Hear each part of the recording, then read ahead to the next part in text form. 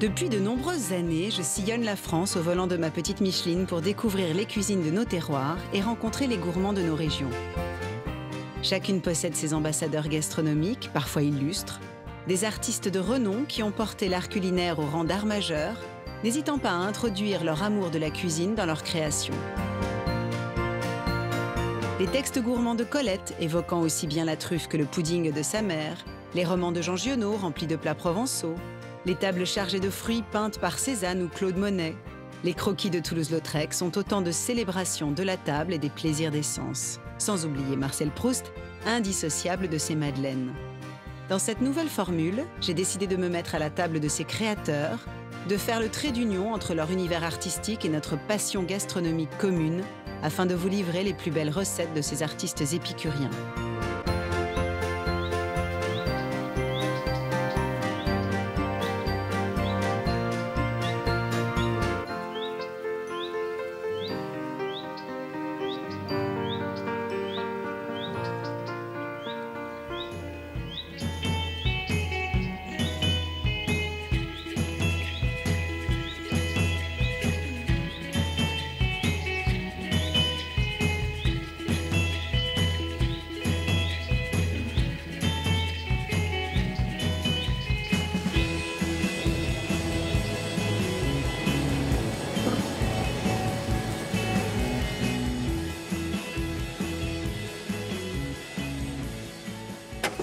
Bonjour. C'est à la rencontre de l'écrivain Colette que nous vous invitons cette fois-ci en Bourgogne, à Saint-Sauveur-en-Puisaye. Colette est née ici en 1873. Elle y passera parmi les plus belles années de sa vie, dans cette maison natale dont elle fera un personnage central de son œuvre. Elle y découvre la nature, le goût, initié par sa mère Sido, autre personnage important, majeur de son œuvre. Et ce goût de Colette, justement, nous allons le parcourir, le partager avec ceux qui l'aiment, qui entretiennent sa mémoire et qui, aujourd'hui, continuent de cuisiner les plats qui ont émaillé son enfance. Le poulet au blanc, le brochet à la sauce mousseline ou encore le pudding chef-d'œuvre de Sido, la maman de Colette. Avant de découvrir sa maison d'enfance, petit retour sur la vie et les goûts de cette grande écrivaine française. J'aime être gourmande, disait Colette. La plus gourmet de nos écrivains fera de cette phrase le fil conducteur de sa vie. Née en 1873, Sidonie Gabrielle Colette, de son vrai nom, passe une enfance heureuse en Bourgogne auprès de sa mère Sido, athée et féministe, et de son père le capitaine, épris de littérature et de musique. Colette est à l'école du goût dans sa maison chargée de parfums et de saveurs qu'elle devra quitter brutalement, à 18 ans, sa famille ruinée. L'auteur de Claudine à l'école et de La Vagabonde ne cessera de décrire avec gourmandise ses souvenirs bourguignons, remplis des produits de terroir et des mets goûteux de sa maman. Celle qui devient tour à tour comédienne, mime et journaliste a autant l'appétit du monde que celui des bons plats. Dans chaque région où elle s'installe, de la Bretagne au Limousin, de la Provence à Paris, Colette se forge un univers gourmand qu'elle célèbre en organisant des généreuses tablées de famille et d'amis. Première femme présidente de l'Académie Goncourt en 1949, elle revendique autant son statut d'intellectuelle que de grande sensuelle. Le vrai gourmet est celui qui se délecte d'une tartine de beurre comme d'un homard grillé. Si le beurre est fin et le pain bien pétri, dit-elle. On ne peut que s'incliner devant cette intelligence culinaire.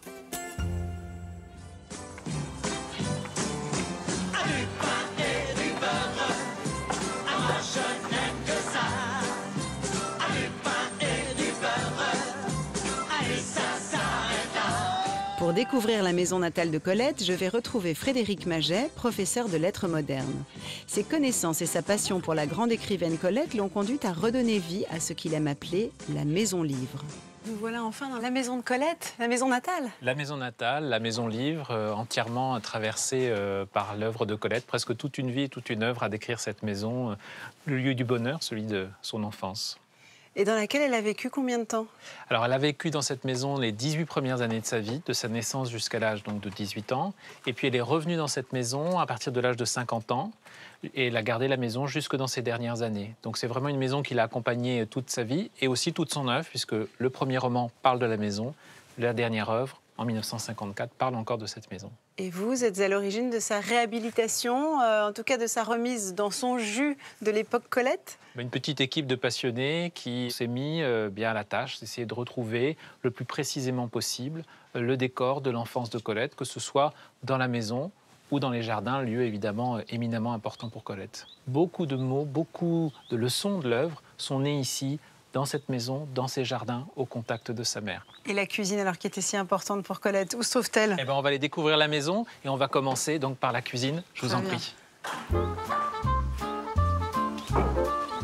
Dans cette cuisine, Pascal Pringarbe est déjà à l'œuvre. Je suis contente de rencontrer ce chef qui s'est amusé à recomposer dans un livre de recettes littéraires les mets qui ont ponctué la vie de Colette. Bonjour Julie. Pascal, déjà à l'œuvre. Eh oui. On est très gai dans nos couleurs. Hein. Bienvenue dans la cuisine de Sido. Mais merci, c'est émouvant d'ailleurs d'être ici. Donc c'était la cuisine de Sido. Est-ce qu'elle était à peu près agencée comme ça? On a des traces de ça? Oui, Colette décrit bien cette cuisine carrée qui était avec des tomates, puisque c'était une pièce qui était réservée aux domestiques à la différence du reste de la maison.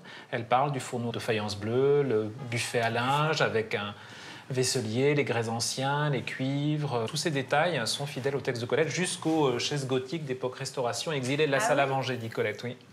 Alors on prépare le poulet au blanc. Une des recettes préférées de Colette, elle disait d'ailleurs. Alors moi je vais vous laisser, puis on se retrouve tout à l'heure pour Chacun visiter sa la maison. partie, c'est Voilà. ça? Oui, Merci, à tout à l'heure.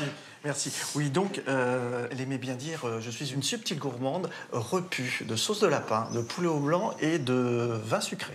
Les bons produits locaux. Et en Bourgogne, on en a plein.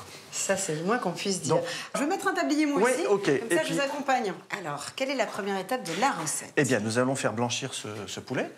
Pendant ce temps, nous allons préparer la garniture aromatique qui est très importante. Il faut amener du goût au fond blanc de volaille.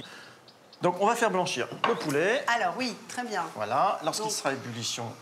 Donc là, on attend le frémissement, c'est ça? Oui, voilà. On changera l'eau pour repartir sur une eau bien propre et on mettra la garniture aromatique. Ah, d'accord. Allez, préparons. Allez, c'est parti. Pour cette garniture aromatique, nous découpons carottes, oignons et poireaux en quantité. Nous changeons l'eau de la marmite pour enlever les impuretés laissées par le poulet et y jetons nos légumes avec quelques herbes fraîches, thym, laurier et persil, histoire de préparer le bouillon. Allez, Zou, le petit bouquet garni. Alors là, combien de temps de cuisson? 50 minutes après ébullition et à frémissement. On va escaloper nos champignons. On les coupe en paysanne. Ouais. Il s'agit de les couper simplement en gros quartiers. Et alors, qu'est-ce qui t'a séduit dans ce personnage de Colette, finalement, à travers la découverte que tu en as fait par le biais de la cuisine? Sa liberté. Femme gourmande, femme joyeuse, femme de lettres, de cuisine. Je pense qu'elle aurait été cuisinière si elle n'avait pas été oui, si elle n'avait pas eu ce talent évident d'écriture. Donc c'est quand même une partie importante de sa vie, hein, ce goût de la bonne chair. Et ce qu'il faut surtout noter, c'est qu'elle dit je n'écris bien que si je suis bien nourrie. Donc on se demande quand même, voilà, quelle est sa première passion, si c'est la littérature ou si c'est la cuisine. Mais que voulait-elle dire par nourrie? Parce que c'est peut-être aussi nourrie sentimentalement, intellectuellement. Mais oui, tout est lié. On va écraser un petit peu d'ail. Tu les veux entières? Oh, moi, oui, j'aime bien ça. T'aimes bien, hein? Ouais. Colette disait il faut faire preuve de sorcellerie, voire de sourcellerie. Sinon, il ne faut pas se mêler de cuisine. Ouais, c'est vrai, c'est joliment dit, ça lui va bien. Ce beurre qui chante. Qui chante. Hein? Colette disait que c'était une maison qui sonne comme un pain craquant chaud. On voit bien que tout est tourné vers la cuisine. Hein. Je réalise un roux, première étape de notre sauce, en mélangeant dans une belle casserole en cuivre 75 g de beurre à de la farine, temps pour temps. Oh là là, ça sent bon avec l'ail. C'est superbe ça. Hein. La Colette qui dort en moi se réveille. Oh là là. Bon, on va pouvoir démarrer notre sauce. Une sauce dite blanche qui associe quelques louches de bouillon aromatisé au roux, 30 centilitres de crème liquide entière et du citron pressé. Ça va contribuer à épaissir un petit peu notre sauce. Voilà. Ça va la faire un peu cailler. Allez, c'est parti. J'y intègre enfin 4 jaunes d'œufs pour lui donner encore plus d'épaisseur et d'onctuosité. La sauce obtenue est réservée. Il ne nous reste plus qu'à sortir le poulet de la marmite. Allez, on va nettoyer ça.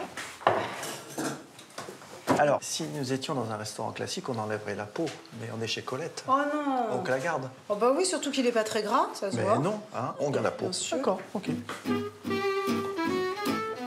Le poulet bien installé sur la fricassée de champignons aillés, je l'arrose généreusement jusqu'à ce qu'il soit littéralement dissimulé sous la sauce blanche. Tu vois, le visuel de ce plat nous donne l'impression d'être une cuisinière du 19e. Tout à fait. Alors la truffe, c'était réservé aux familles qui avaient les moyens, évidemment. Mais c'est tout aussi bon sang, hein. Mais si on est d'accord, mais si là, on en a un petit peu... Là, c'est un petit hommage à Colette dans cet Ah ben oui, mignon. oui, je ne pouvais pas faire un plat sans la truffe. Car Colette voue une adoration aux truffes, cette belle ténébreuse insoumise, mal connue, mal employée, comme elle l'a décrit dans son texte Prison et paradis, et qu'elle apprécie crue plutôt que gâchée par des mariages de déraison. Pascal, est-ce que tu m'en veux si je te laisse préparer le riz pilaf? Je crois que tu vas la faire bien, non? Ça va aller. Et pendant ce temps-là, je vais je vais profiter du jardin, je vais noter la petite recette. Super. Parce que ça m'a donné très envie de la refaire. Et après, je vais visiter la maison de Colette avec Frédéric. Eh bien, à tout à l'heure. Merci, à tout à l'heure. Hop, le petit carnet.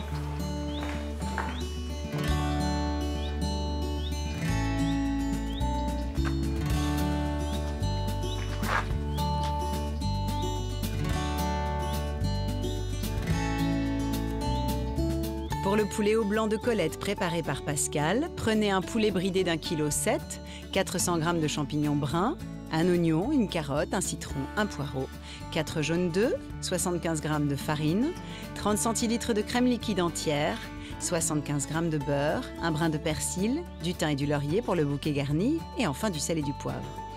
Et pour le riz pilaf d'accompagnement, comptez 240 g de riz long, un oignon et 5 centilitres d'huile de tournesol.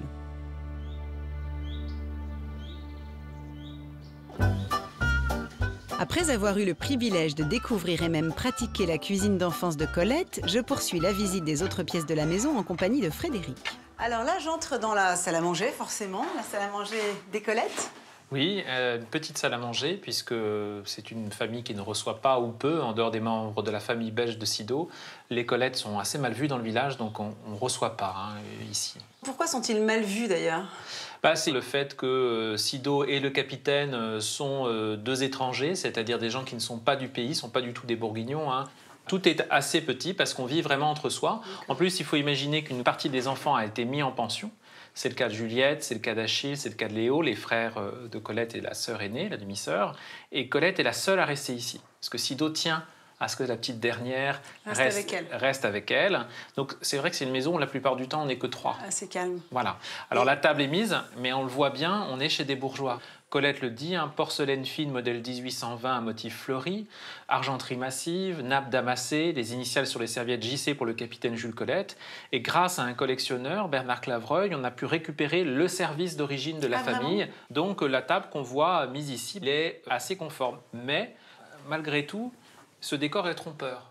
Parce qu'on on a l'impression que c'est l'opulence, mais la ruine guette. C'est une famille qui vit dans une imprévoyance, dans une insouciance aussi, qui va leur coûter très cher. Le capitaine, par ailleurs, est un très mauvais gestionnaire, alors qu'il a été nommé percepteur. Colette nous raconte qu'un hiver, il perd carrément les impôts de Saint-Sauveur dans la neige. Et donc, dès l'âge de 11 ans, et Colette le dit très bien dans ses textes, elle voit finalement le train de vie de la famille changer considérablement. Vous faites un travail littéraire, un travail d'historien, un travail presque d'archéologue. Oui, tout ça permet de se rapprocher, on l'espère, au plus juste de ce qu'a été le décor d'enfance et ces années de bonheur de Colette. Et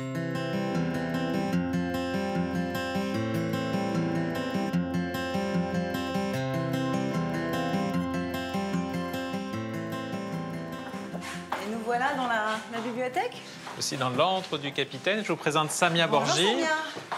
Bonjour. Samia dirige le centre d'études Colette, donc elle a en charge notamment toutes les archives qui ont été léguées par la famille, par des collectionneurs. Très tôt, Colette a accès à la littérature, la grande littérature. La Biche à 7 ans, et puis c'est à 8 ans qu'elle découvre Balzac. C'est vraiment pour elle sa nourriture, comme on parle de la nourriture terrestre. Et d'ailleurs, toute son œuvre est truffée de citations de Balzac. L'enfant précoce et curieuse de tout se réfugie des heures dans cette pièce.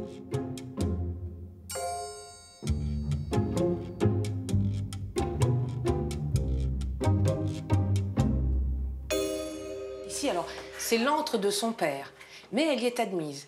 Et elle s'assied souvent sur ce petit banc de pied. Elle rabat la deuxième porte de la bibliothèque contre le secrétaire. Elle se fait une petite cachette comme ça. Et puis surtout, elle observe son père, qu'il faut imaginer, lui, assis à ce bureau, environné de livres, de quantité de revues, penché, et en train d'écrire. D'écrire beaucoup. Ah oui, donc déjà une vocation d'écrivain. Alors, c'est l'impression qu'on a. Et que Colette, petite fille, a. Puisque on ne sait pas ce qu'il écrit. Eh bien ça, on ne le saura qu'à sa mort, puisqu'à ce moment-là, Colette et son frère ouvrent enfin ces fameux livres. Et là, ils ont la révélation, cette question longtemps posée. Qu'avait-il écrit? Eh bien, rien. Ils découvrent des centaines et des centaines de pages blanches. Et, dit Colette, une œuvre imaginaire, le mirage d'une carrière d'écrivain. Rien. Qu'elle accomplira elle. Voilà, c'est exactement ça.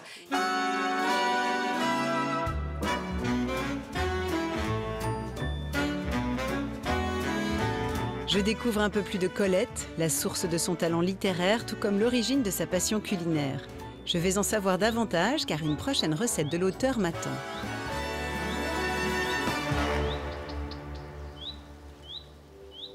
Sous l'effet sans dommage d'un visage dans les eaux agitées, un présage. À quelques kilomètres de Saint-Sauveur se trouve le joli village de Saint-Fargeau.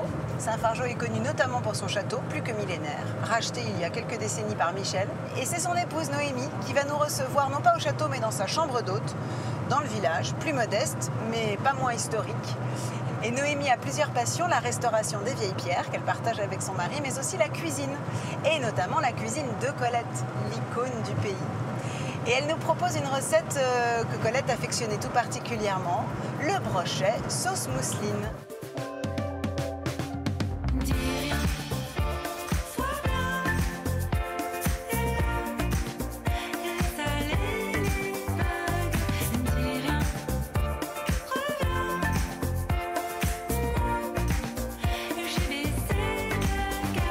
Pour préparer ce plat qui fut servi lors du premier mariage de Colette, Noémie Brunet se rend au marché hebdomadaire. Un rituel pour remplir son panier de produits frais, locaux et de saison.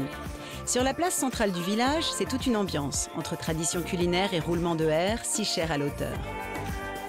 Ah, mais voilà mon Jojo. Viens donc vers moi, non. Comment tu vas, mon Jojo? Il a son chapeau alors qu'il n'y a même pas de soleil. Oh, bah tant pis, hein. Dis-moi, t'as pas d'oignons? Oh non, je fais pas d'oignon. Bon, bah, il va me vendre des carottes. Oui, oui. Parce que je vais faire une belle recette Ah bon. comme Colette, Comme avec des bons produits d'ici. Tes parents, ils l'ont croisée, Colette? Ah, dans mes ancêtres, oui, ma grand-tante, oui. On a des époques du bien, mais enfin, bref. Ah oui, bah personne dans le village avait l'air d'en dire. Ah, c'était des mots fleuris. Ah bon? Des mots fleuris. Allez, salut Jojo. Bonne Salut journée. toi, allez, bonsoir. Noémie pioche 3 beaux oignons et un citron sur l'étal voisin, puis se rend auprès du charcutier traiteur du village.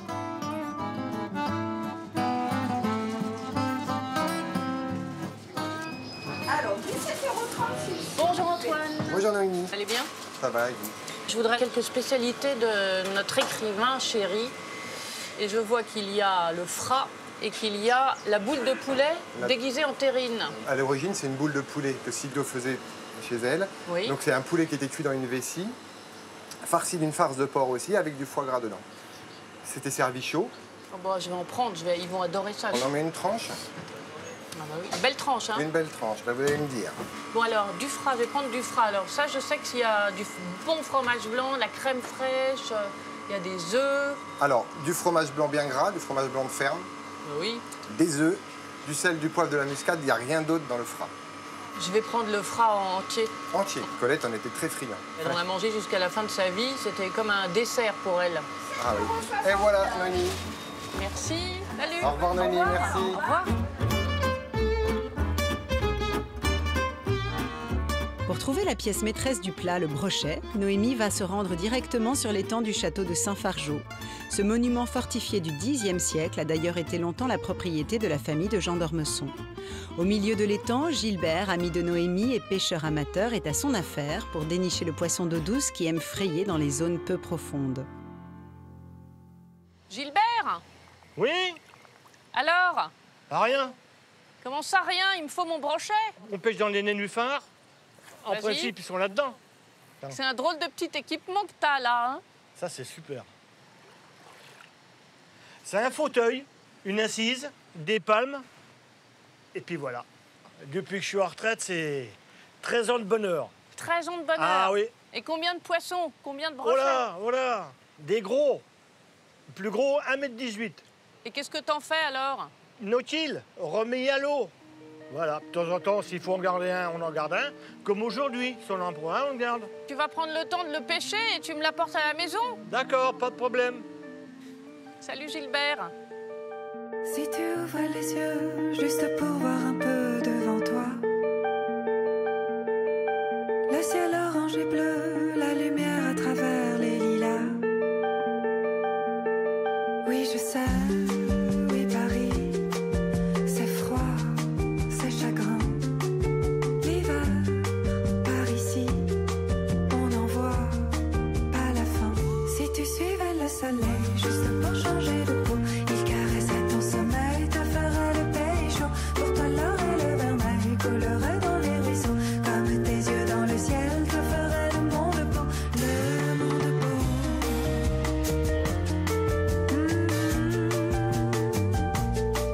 Si tu ouvres les yeux juste pour voir un peu devant toi.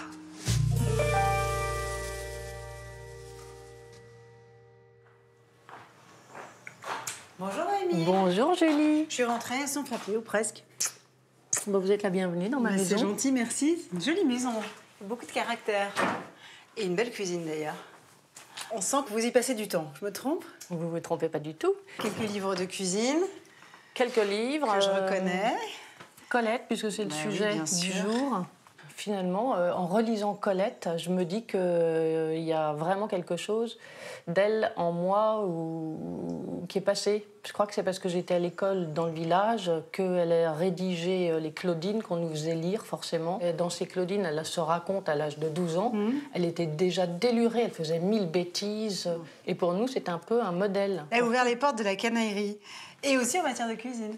Oui, parce qu'elle était très gourmande. Ouais. Bon, on s'y met alors? Bah oui. Allez. Alors, qu'est-ce qu'on prépare aujourd'hui? Regardez. À la Colette. Regardez. Oh, bah dis donc. Bah La alors. pêche a été fructueuse. Un beau Magnifique. brochet, hein. Un beau brochet. Alors, ce brochet, on va le cuire au courbouillon et on va lui faire une sauce mousseline. Et c'est comme ça que Colette le mangeait. Nous nous mettons en tenue et démarrons la recette par la préparation du courbouillon. Si on fait la recette de Colette, on met pas plus qu'un oignon, une carotte, du vin blanc. Pour ne pas masquer, travestir le goût du poisson, c'est ça? Voilà. Je coupe donc les légumes, les mets dans la poissonnière avec le vin blanc et nous ajoutons 5 g de poivre concassé à la minute. Un bouillon, ça doit être fort. Ça doit être quand même un peu goûteux parce que sinon, ce sera fade. Alors, est-ce qu'on met d'abord le poisson? Attention, ça glisse, hein. Je maintiens qu'il est grand, hein. Je l'approche comme ça. Non, mais ça me fait pas peur, mais simplement, bon, il va falloir le... Ah non, c'est bien, ça marche. Génial. Ça marche, parfait. Nous remplissons notre poissonnière d'eau à hauteur, l'agrémentons de gros sel et y jetons les herbes fraîches du jardin, laurier, romarin et thym. Qu'est-ce qu'elle en dit, Colette? Colette, elle dirait que c'est fait avec le cœur. Et qu'on Et a rien donc que ça oublié? va être bon. Alors là, on porte à ébullition, Pour à porter à frémissement, ébullition. c'est ça? Ouais, c'est ça. Et après, on coupe. Et après, on coupe, comme ça, il va continuer de cuire tout doucement jusqu'au cœur. C'est très pratique, ça va C'est nous assez permettre de faire la pratique. sauce. Allez, faisons la sauce mousseline. voilà. Pour cette sauce, nous versons le reste du vin blanc dans une casserole avec une bonne rasade de poivre noir moulu, intégrons 10 centilitres de vinaigre blanc et laissons le tout réduire quelques minutes sur le feu. Ce qui permet d'attaquer en parallèle un sabayon en fouettant 6 jaunes d'œufs. Il ne faut pas oublier de mettre la crème que nous allons fouetter au congélateur. Ça, c'est Oui. un truc de bonne femme. Ouais, comme disait Colette, il faut un peu de sorcellerie dans la cuisine. Elle détestait le mot improvisation. Elle disait la cuisine, c'est pas de l'improvisation, c'est de l'inspiration. Ouais, c'est Et vrai. elle a raison, en fait. Comme c'est un écrivain, elle pèse toujours ses mots. Chaque mot a un sens. Elle cherche, pour elle d'ailleurs, écrire, c'est compliqué. Il lui faut tout un processus. Il faut qu'elle soit plongée dans le noir, qu'elle ait sa petite lampe, qu'elle ait son pot avec ses crayons et ses plumes. Tout un rituel. Un rituel incroyable. La réduction de vin blanc vinaigré et poivré obtenue est tiédie. Nous en versons l'équivalent de 6 cuillerées à soupe dans les jaunes d'œufs. Et ensuite, on fouettera au bain-marie jusqu'à ce que ce soit bien mousseux. Il faut faire rentrer beaucoup d'air avec le fouet. Noémie fouette sa préparation énergiquement pour la faire bien épaissir et je bats 25 centilitres de crème liquide entière. Ah, Julie, je crois que ça commence à frémir sérieusement. Bah alors on coupe. Si ça frémit, on coupe. Moi, je pense que... Voilà. Sacré brochet. Ah, mais superbe. Bien, non? Bah oui. Allez. Une fois le jus du demi-citron pressé dans la réduction, pour assaisonner, j'intègre délicatement la crème fouettée. Voilà. Bon, bah voilà. Avec 6 œufs, beaucoup de crème. Et beaucoup d'amour. Et beaucoup d'amour.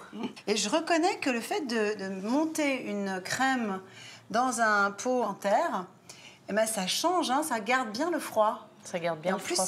c'est de la poterie locale, ça. Oui, oui, c'est de la poterie locale, parce qu'ici, on est en puisée. Qu'en puisée, c'est une terre argileuse qui colle, mais qui colle aux bottes, et tellement glaiseuse. Et on fait de la poterie utilitaire depuis la nuit des temps. Et notamment le pot à crayon de Colette. Et notamment le pot à crayon de Colette, qui est bleu, qui est tout joli, avec 2 petites oreilles, dans lequel elle mettait ses crayons quand elle faisait sa mise en scène pour pouvoir écrire. Pour écrire. Ben, en parlant d'écriture et de crayon, moi, je vais prendre le mien, qui est bien moins joli, mais qui est quand même utile. Et je vais aller noter la recette dans le jardin. Ben oui.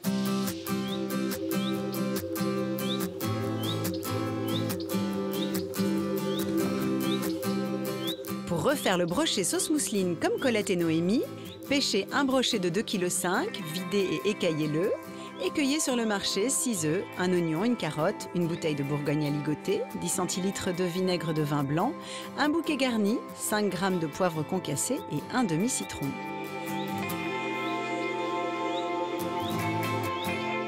Noémie en a profité pour dresser le poisson que nous savourerons avec la sauce mousseline ensemble au banquet. Moi, je file découvrir un peu plus de ce royaume que Colette aimait tant décrire.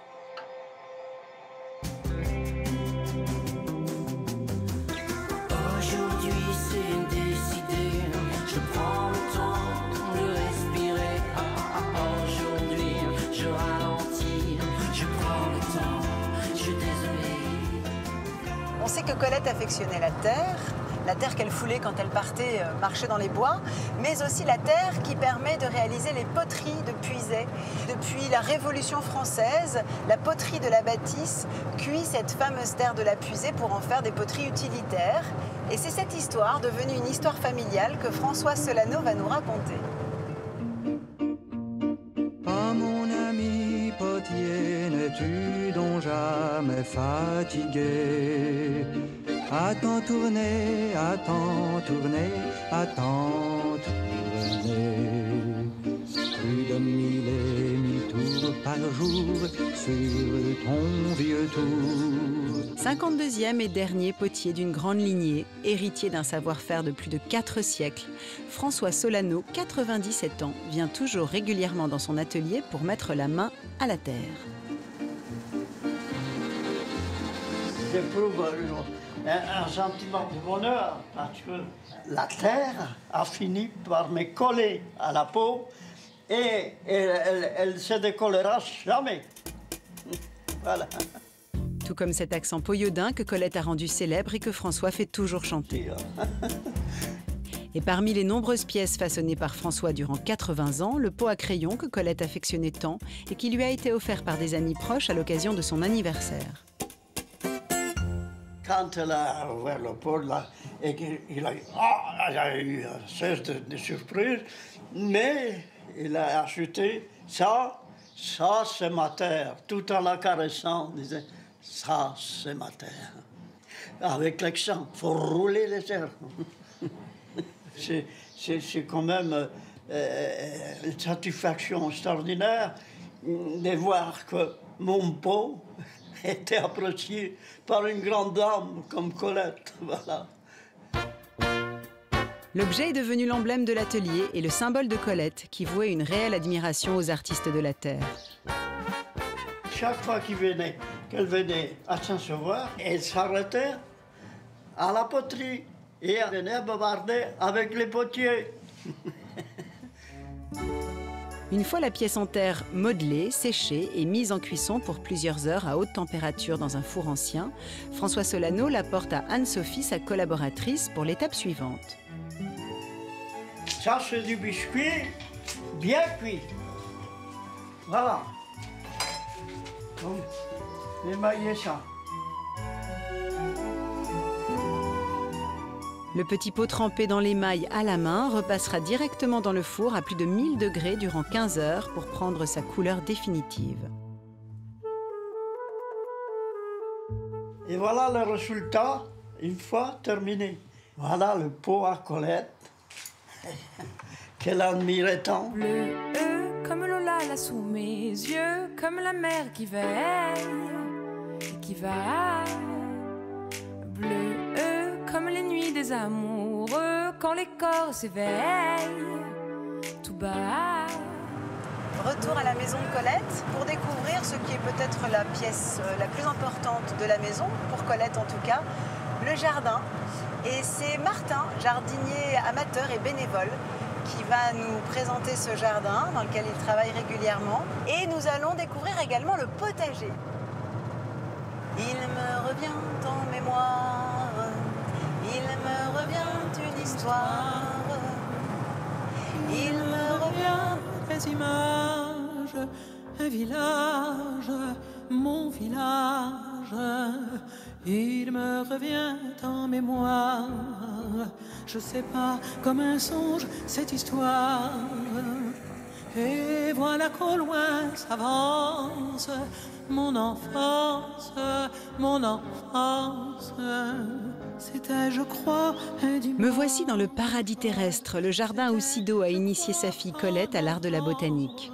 Le jardinier amateur Martin Baumgarten, aussi passionné par le monde végétal que littéraire, taille les abricotiers comme le faisait la famille auparavant. On se balade un peu ? On y va. Ça enivre, tous ces parfums, toutes ces essences. Alors, l'architecte paysagiste qui a conçu ce jardin, Françoise Fittepal, s'est inspirée, j'imagine, du jardin initial de Sido. Oui, et puis elle s'est inspirée beaucoup des écrits de Colette. Ah, c'est ça. Colette parle énormément du jardin de son enfance. Qui est sa source d'inspiration première. Qui est sa source d'inspiration, la maison et le jardin, c'est un tout. Elle parle du jardin du haut, du jardin du bas qu'on verra plus tard. Des essences, des plantes. Là, on est dans l'esprit d'un jardin un peu romantique, qui est évidemment à l'opposé du jardin à la française. Complètement. C'est pseudo-naturel, avec des vallons, des collinettes, on va dire. Ça. Dans le fond, les sapins dont parle Colette, les deux grands sapins. Ah, oui. Colette parle aussi d'un araucaria, le désespoir des singes, qui est un arbre rare pour la fin du 19e. Ah, et là, nous découvrons le potager. Le jardin du bas. Colette raconte. Le jardin du haut commandait un jardin du bas, potager resserré et chaud. Une forte grille de clôture, au fond, en bordure de la rue des Vignes, eût dû défendre les deux jardins. Mais je n'ai jamais connu cette grille que tordue, arrachée au ciment de son mur, emportée et brandie en l'air par les bras invincibles d'une glycine centenaire. Un préambule à son texte, La maison de Claudine, 1922. La glycine est toujours là dans ce jardin du bas et j'y rejoins Marie-Christine Clément, une érudite qui connaît la vie et les textes de Colette sur le bout des doigts et a publié plusieurs ouvrages sur la passion culinaire et botanique de notre écrivaine. Vous avez vu, c'est un solarium ici. C'est pas un potager ni Poyaudin ni bourguignon, mais c'est le potager du capitaine, le potager de Colette. Et donc on a des abricotiers, les poivrons, les aubergines. C'est un jardin méditerranéen, les tomates, les pieds de basilic. C'est la magie de Colette qui opère à nouveau. Colette, c'est une sensuelle. Dans le jardin, son mari, Maurice Goudquet, disait, mais quand elle rentre dans le jardin, on a l'impression qu'elle va le manger. Et Colette, elle a besoin de prendre là les santolines, de sentir comme ça à pleine main le romarin, de humer. Elle dit notamment, vous n'imaginez pas quelle reine de la terre j'étais à 8 ans. Et d'autre part, si je n'avais pas été petite fille, j'aurais aimé être chien de chasse. Ah oui, tellement l'odorat était développé, c'est ça? Elle avait un odorat extrêmement développé et ça a développé aussi toutes ses capacités dégustatives. Dans la maison de Claudine, Colette dépeint le potager dans les moindres détails. Un décor dont nous profitons encore, tout comme les groseilles que nous ramassons pour notre dernière recette. Un dessert minutieusement retranscrit par Marie-Christine dans son ouvrage, où tous les goûts de Colette sont présents.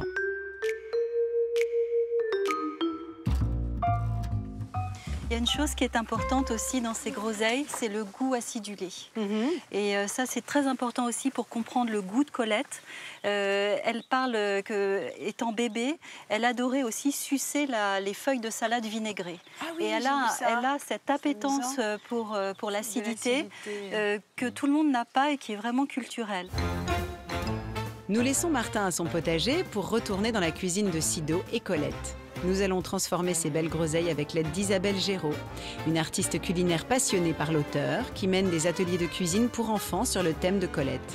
Une belle manière de leur transmettre le goût et l'univers de l'écrivain. Bonjour Isabelle. Coucou.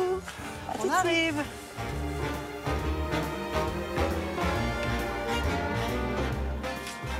Et la voilà, en vrai. Hey, bonjour. Bonjour Isabelle. Comment ça va, Julie? Ça va bien, merci. Merci. Bonjour Marie-Christine. Alors, en plein dans le pudding. En plein dans le pudding de Sido. Alors ce dessert, finalement, à quelle occasion était-il servi? C'était le dessert de Noël. Voilà, Ah, le dessert de Noël? Oui, c'était le dessert de Noël. C'est ce que Colette appelle le chef-d'œuvre de Sido. Alors, qu'est-ce qu'on fait? Par quoi commence-t-on? Eh bien, je me propose qu'on commence par découper les fruits confits. On peut aussi commencer à chauffer 1 litre de lait. 1 litre de lait. Il faut amener à ébullition, voilà, avec le sucre. Directement, le lait avec le sucre. L'idéal, c'est quand même d'utiliser du lait entier. Alors vous, Isabelle, vous donnez des cours de cuisine. Vous avez organisé des ateliers cuisine pour les enfants dans cette Tout à fait, oui, c'est des bons moments qu'on partage avec les enfants. C'est un petit peu une introduction à l'univers de Colette. Et en plus, des thématiques que je partage, y compris la cuisine des fleurs et des plantes sauvages, qui est un peu ma spécialité. Donc on fait par exemple un atelier en intégrant des fleurs, ce que les enfants ne connaissent pas vraiment. Et puis aussi les sablés en forme de Kiki la Doucette et Toby Chien, les animaux de Colette qui sont quand même une grosse partie de sa vie. Mais reprenons notre recette. Isabelle découpe méticuleusement les fruits confits, un mélange d'orange, de citron, de cédra et de melon. Alors, le lait, on n'est pas loin. Hein. Oui, on n'est pas loin. Qu'il soit porté à ébullition oui, on pour peut pouvoir verser la semoule. Donc, semoule fine. Hein. Donc, en pluie, comme on dit dans les livres de verser cuisine. la semoule en pluie. Oui, voilà. Et toi, tu cuisines avec les enfants sur ce fourneau? Et d'ailleurs, pour continuer sur les enfants, c'est vrai que les enfants, par exemple, j'évoque beaucoup les goûters de Colette. Alors, les goûters de Colette n'ont rien à voir avec les goûters d'aujourd'hui. C'était des goûters très costauds, hein, en fait. Ah oui, ces goûters, c'est un peu les restes du déjeuner. Donc elle arrivait et Sido lui préparait des tartines. Et si par exemple il y avait des haricots rouges à la sauce au vin, elle lui mettait une cuillère de haricots rouges à la sauce au vin. Et puis alors elle dit que l'été justement, Sido faisait toutes les confitures. Donc elle disait là c'était le pain trempé. Vraiment dans la casserole, directement dans l'écume de toutes ces confitures-là. Nous poursuivons la préparation du pudding à 6 mains en intégrant 3 œufs entiers et 3 jaunes à la semoule cuite, ainsi que 3 variétés de raisins, Smyrne, Malaga et Corinthe, pour varier les parfums et les couleurs. Donc ils ont été macérés dans le rhum? Une nuit. Le rhum aussi, c'est ça? Oui, dans le rhum, exactement. Alors, on ajoute les fruits confits, voilà. D'accord, tout. Oui, tout à fait. Et alors moi, je vais beurrer le moule. Tu veux que je le fasse, ça? Oui, avec plaisir. Isabelle remplit le moule à ras-bord et je finalise en tassant bien l'appareil. Oui, il ne faut pas qu'il y ait de bulles d'air, hein, c'est ça? Oui, voilà. Exactement. Et puis, il faut que l'arrivée il faut que l'arrivée soit... Pas hésiter. Oui, on annonce notre présence dans la cuisine. Il ne reste plus qu'à enfourner le gâteau au bain-marie pendant 1 heure et préparer la fameuse gelée de groseille si bien décrite par Colette. Finalement, quand on réfléchit à ce personnage de Colette, surtout en tant que femme, on se dit qu'elle est étonnante parce que, à la fois, elle est très libre, très affranchie, elle a revendiqué même à un moment son homosexualité, elle divorce, elle monte sur scène, elle montre son corps, on a vu des photos d'elle seins nus. Et malgré ça, elle se montre, elle se revendique comme presque, j'allais dire, une bonne ménagère, mais en tout cas une cuisinière. Alors, ce qui, pour l'époque et pour sa catégorie sociale, est très étonnant. En tout cas, elle se met en scène. Elle se fait quand même photographier dans les années 40 et début des années 50, en train de manger, en train de couper des grandes miches de pain, en train de faire la cuisine. Et là où elle est vraiment une femme moderne, c'est vraiment quand elle mange et qu'elle se revendique en tant que corps féminin mangeant. Adepte au plaisir. C'est un plaisir de cuisiner dans les cuivres, hein, quand même. C'est vrai. C'est un plaisir de cuisiner ici. C'est assez innovant quand même.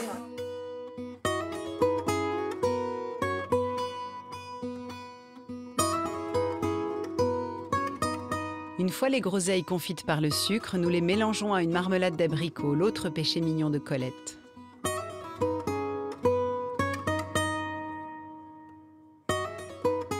Et c'est l'acidulé de la groseille vraiment vient réveiller l'abricot très sucré en fait. Bon, bah, les filles, je crois qu'on est pas mal là. Hein. Bah, ça a l'air pas mal du tout.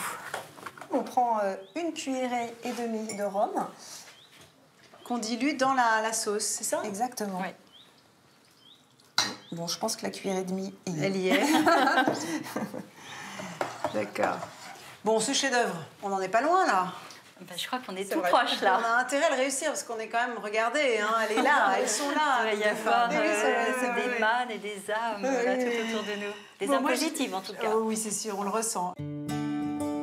Je remercie Marie-Christine qui ne pourra être des nôtres au banquet et vais profiter du jardin nourricier pour noter la recette.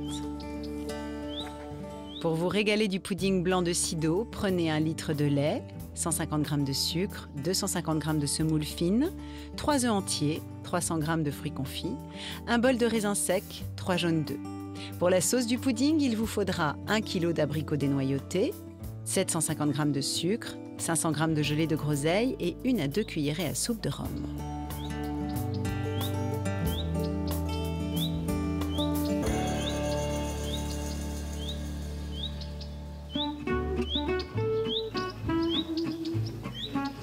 Donne-moi une fourchette, s'il te plaît, Frédéric. On a 3.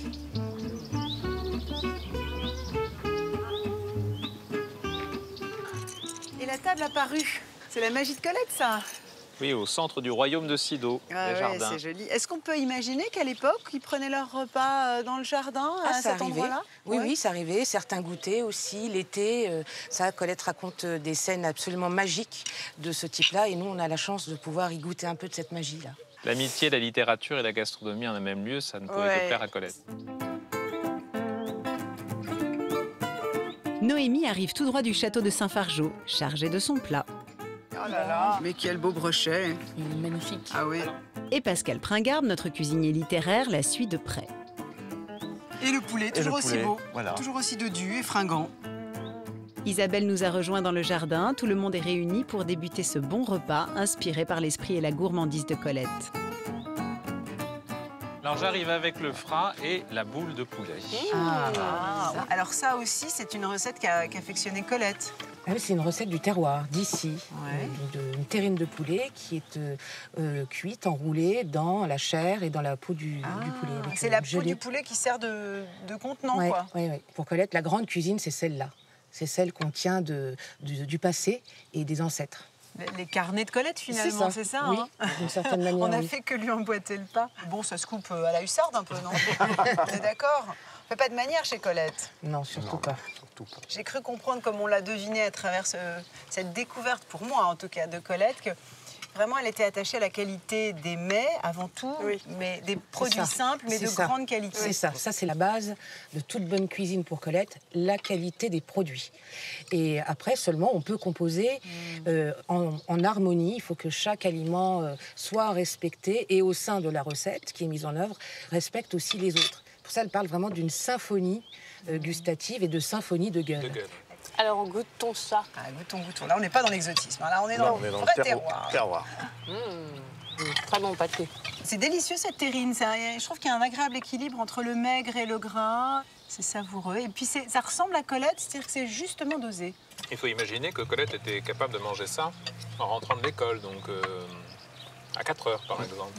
Elle chipait des cuisses de poulet, elle partait avec sa petite musette, elle volait un petit quignon de pain et elle partait vagabonder dans les bois. Elle ramassait des petites fraises, des bois, des châtaignes d'eau, tout ce qui était bon. Même pour cuire tous ces aliments, même en forêt. Ah oui, c'était une sauvageonne finalement. Vous savez, Julie, je crois qu'elle en garde la marque de cette âme campagnarde qui n'inquiétera jamais jusqu'au bout.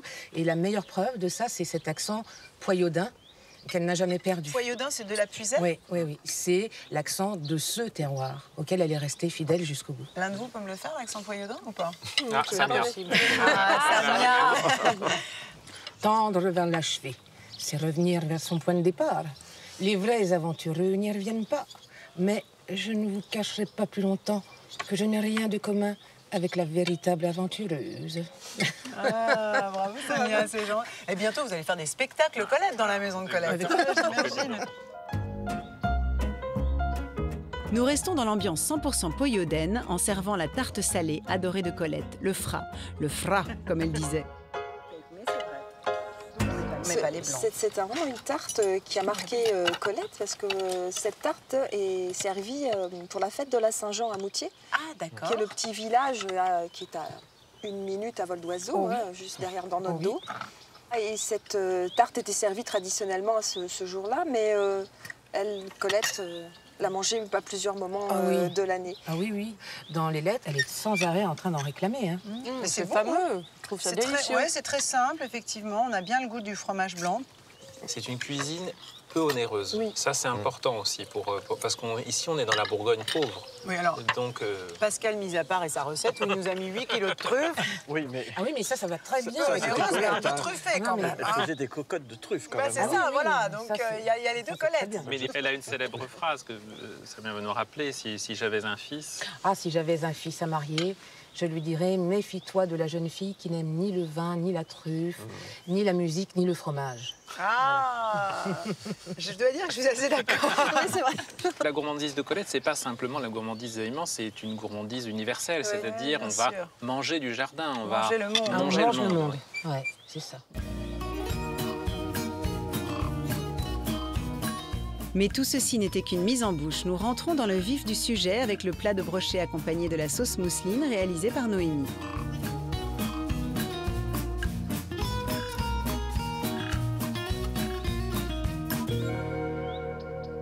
C'est vrai que c'est très fin, on le redécouvre un peu, ce poisson qu'on ne connaît pas forcément quand on n'est pas dans un pays de rivière, de puisée.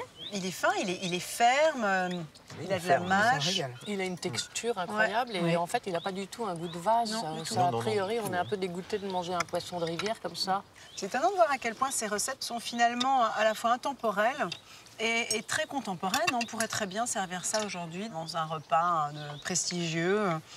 C'est au goût du jour. Ça se fait régulièrement dans les restaurants, aujourd'hui encore, le long de la Loire, notamment, ici dans ces régions, ce type de plat. C'est un repas qu'on servait traditionnellement au moment des noces. Et Colette avait le goût, la passion violente des repas de noces. Il est temps de passer à un autre souvenir culinaire de Colette, le poulet au blanc, qu'elle décrit comme un bonheur en dehors de mon âge, un bonheur subtil de gourmand repu dans la maison de Claudine.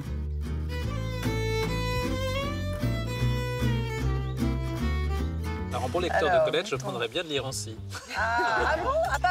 Oui, la bonne excuse. On n'a pas parlé du vin. Donc Colette a été initiée par Sido au vin. C'est assez fantastique comme histoire. Ces goûters, c'est son repas préféré, on les a évoqués, ces goûters. Et Sido lui servait un petit peu de vin pour les accompagner, des grands crus à boire. Ah oui, donc ça c'était au goûter, à 11 ans, du Château Yquem, du Cheval Blanc. Tout à fait. La plus belle éducation française. Et là, on va recevoir quelques courriers là quand même. Ah oui, mais à l'époque, on pensait que les enfants arrivent à l'adolescence, ils devenaient un peu plus faibles à cause de la croissance, et c'était pour fortifier l'adolescence de sa fille. On donnait encore de la bière dans les écoles aux enfants. Oui, tout à fait. Et Colette dit, alors, et ça aussi c'est absolument magnifique, ma mère rebouchait la bouteille entamée et elle contemplait sur mes joues la gloire des crus français. C'est de toute beauté. En tout cas, c'est délicieux, ce poulet. C'est très, Bravo. très bon. Ah oui, merci beaucoup. Merci, Pascal. Très réussi, Avec très plaisir. fin. Le repas de Colette touche à sa fin et nous le clôturons avec le chef-d'œuvre de Sido, comme l'appelait l'auteur, le fameux pudding blanc à la confiture d'abricots et de groseilles. Ouh là là! Oh là! C'est super. Magnifique. Magnifique. Avec ses petites feuilles. C'est trop joli. décoratives. Oui, bravo Isabelle. Quelle belle couleur. On croirait de la tomate écrasée, de la pleine oui. tomate. Ouais. C'est vrai, un petit peu. Mais c'est vrai que le Noël de Colette, c'est vrai qu'il a l'air un petit peu comme ça, austère, personne ne se parle, chacun va qu'à ses occupations, jeux, lecture, etc., le feu qui crépite. Et puis d'un seul coup, à minuit, il se passe quand même quelque chose d'extraordinaire, arrive ce gâteau qui est un peu une sorte d'apothéose. Moi, je trouve cette scène fabuleuse. Et révélation. J'en rêve vraiment de ce Noël-là. Eh ben alors moi, je rêve un peu de ton gâteau là depuis que je l'ai vu faire. C'est bon, c'est un petit Jésus en culotte de velours. C'est vrai Je suis sûre qu'elle l'aurait dit. C'est exquis. Un repas avec Colette, ça devait être fantastique, irrésistible, parce qu'elle était drôle, elle faisait un numéro, spirituelle. elle était, oui, puis impertinente. Elle arrive, elle est allongée sur le sofa, regarde les gens, elle se sert à table dans les plats, enfin des choses qui ne se font absolument pas. Elle choque les gens, mais je crois que ça l'amusait. Intentionnellement, oui. Oui. Elle était brillante. Oui, très très intelligente. Que nos assiettes ne sont pas vides. Oui, c'est pour ça que ça fait Mais la mienne, oui. Il est temps de refermer à regret nos carnets de cuisine de Colette, cette icône tendre et singulière qui a su abolir les classes, les genres, les a priori aussi, et qui nous inspire aujourd'hui dans nos agapes, dans notre rapport à la nature. Essayons comme elle de cultiver notre art de manger avec cœur et avec esprit. À bientôt.